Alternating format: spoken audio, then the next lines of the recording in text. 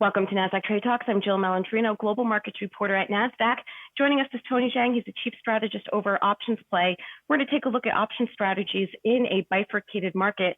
Tony, it's great to have you with us as always, and it certainly continues to be unprecedented times within the markets and the economy. Let's talk about your market outlook and what you're seeing with the Fed injecting all the stimulus into the financial system. Yeah, thank you so much for having me back.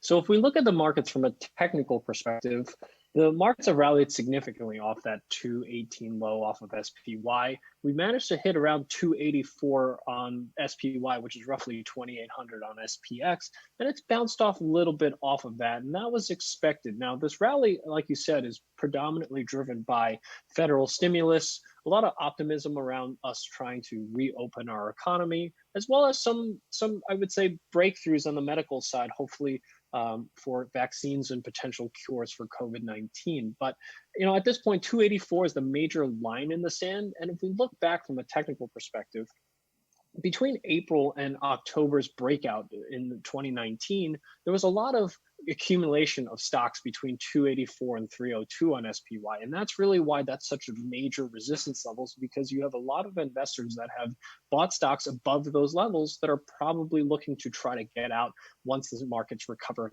back to break even. So I think 284, 302 is going to be a big slog to get up there, and markets are likely going to stall around there and potentially start turning lower going forward.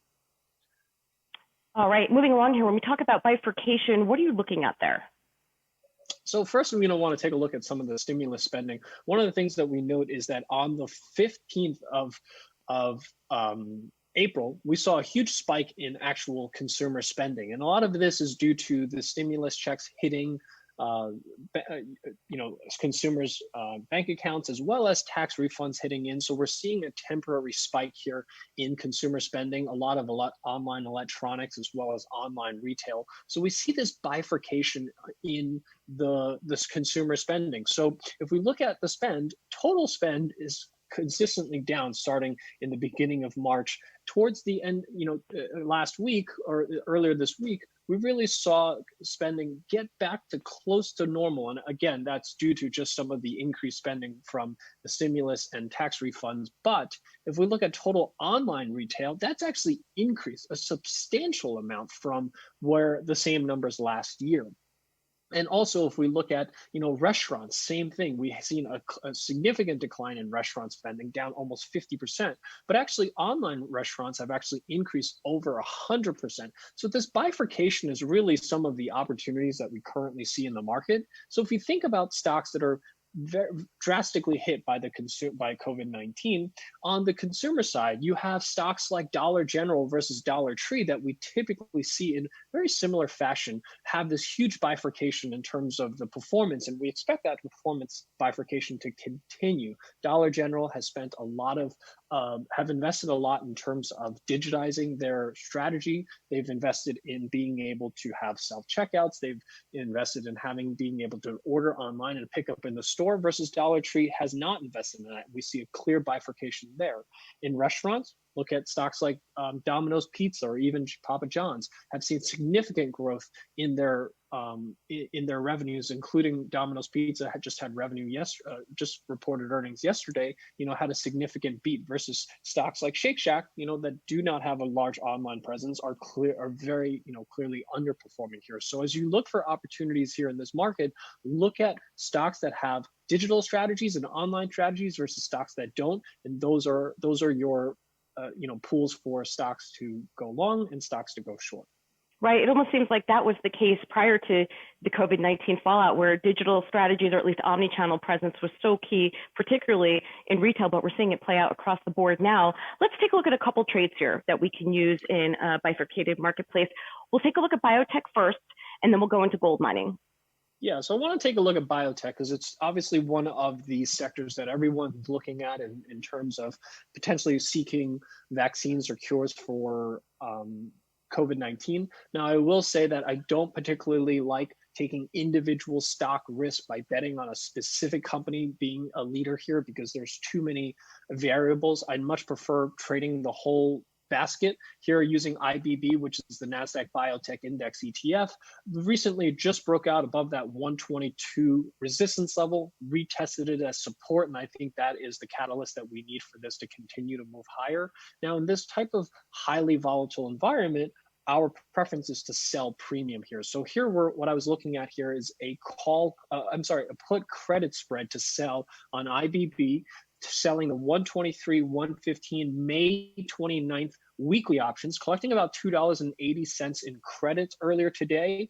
This is the type of strategy we're looking for. We're collecting more than a third of the width here, and the break even here is only 120. So you get a little bit of buffer to the downside. As long as IBB stays above 120, this strategy will be profitable by the May 29th expiration date. So this is a way, in my opinion, to play the biotech breakout. All right, and how about gold mining? So gold is another winner as a result of all of this. With the Fed stimulus coming in, there's a lot of concerns about inflation getting out of hand. A lot of people have been buying gold as a result of that, as a hedge against that inflation. And one of the benefactors of this is really the gold mining stock. So we found an opportunity this morning in similar type strategy as the biotech breakout in Newmont Mining. This is a same put credit spread, selling the 61.5, 55 put credit spread expiring May 29th, collecting here $2.84 on a roughly $6.50 wide credit spread. So well more than a third of the width. Here we're actually collecting 40% of the width, really giving you quite a bit of buffer to the downside, a break even here of 58.66. So giving you almost a $3 downside buffer as long as gold continues to rally or even stays just roughly where it is, you're going to be able to collect that $2.84. So another way to play the opportunities that we currently see in the market. All right, Tony, let's move along here and take a look more holistically around earnings season. There's a lot of talk that, the second quarter, it's not going to mean as much. We all know companies are not going to perform well. I'm not quite sure I agree with that. I think what management is saying right now, whether it's good or bad for guidance and how they're conveying their message, is probably one of the most important quarters that we've ever seen. So what are you thinking, in terms of what you're looking for this earnings season? I completely agree. There's one half of the equation where you say these earnings don't mean much, and on the other half, these earnings mean so much to give us an understanding, because a lot of the sell-off that we had during the coronavirus in late February was due to lack of information, just simply not knowing what's going to happen. So as these companies report earnings, even though these earnings themselves may not mean a whole lot, the data that they're giving us is invaluable, in my opinion. And that's really why we want to take a look just very briefly at the earnings calendar. And for those of you that want to access this earnings calendar, you can go to trade.optionsplay.com/earningscal. The reason that we created the earnings calendar in this particular order is so that you can see which symbols are most liquid from an options perspective. So the ones that we want to take a look at, I thought that was really interesting, was Snapchat yesterday, blew it out of the water with respect to earnings. I think that gives us a pretty good preview into what we might see from Google and Facebook. Delta Airlines, I think, was a major one. Between Delta and United, the stock has been fairly stable. I think that was the data points that a lot of traders were looking for as to whether it's time to get back into some of these travel stocks. The fact that these companies have provided guidance going out to Q2 is the data that we needed to decide whether it's time to get back. And I think for many people, they might consider start selling some puts on some of these airlines. And then next week, really, we have some big names. We have Apple, Amazon. These are the names that we want to take a look at from a larger consumer perspective and seeing, how these stocks are going to perform. So really, really important earnings season. So we've created this earnings calendar so people can really know where to focus their attention on, especially if you're trading options, to know which one of these symbols are most liquid, which ones are not very liquid, and which ones you should generally avoid if you're trading options. All right, and to wrap up here, let's take a look at a free 30-day trial. Very generous of OptionsPlay to offer, and perfect time to do it. We're all at home. This is a great time to go back to school, learn more about finance. Yeah, exactly. So we're offering a free 30-day trial to everything that we just showed you here: the platform, the education, the weekly options reports that we send out, as well as the the daily trade ideas that we send out to all users. You can get access to all of that just by going to trade.optionsplay.com/trade talks. And as part of a bonus here, we're giving a free 12-step options trading course. So for those of you that are brand new to options, you can jumpstart your options trading with that trading course. All right, Tony, great to have you with us as always. Thank you so much. Thank you.